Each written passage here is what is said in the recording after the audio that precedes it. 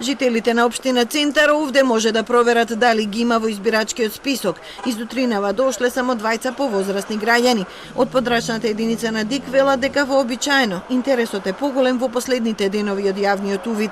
За сите државјани со наполнети 18 години, освен можноста за директна посета на подрачните единици, достапна е и електронската проверка преку матичен број или адреса на живење.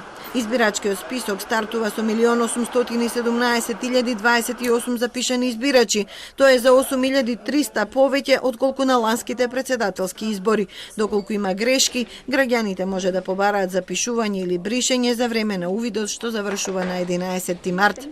Овој рок важи и за граѓаните што се на привремена работа или престој во странство, за да може да гласаат на 11 април. Тие треба да се пријават во ДИК преку посебна апликација.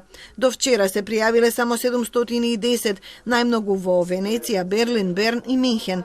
За да се организира гласање во диаспората, потребно е да се пријават барем 7.000 наши државјани, бидејќи толку се неопходни за избор на еден пратеник од диаспората. Почна и рокот за собирање потписи за независни кандидати. Од ДИК велат дека досега се пријавени 5 листи. До 6 март тие треба да соберат по 1000 потписи, а еден гласач има право да се потпише на повеќе листи. Потписите се даваат во подрачните одделенија на ДИК или кај овластени нотари.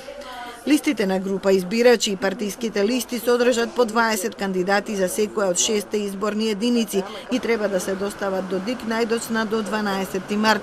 Кампањата стартува на 23 март, а завршува на 10 април.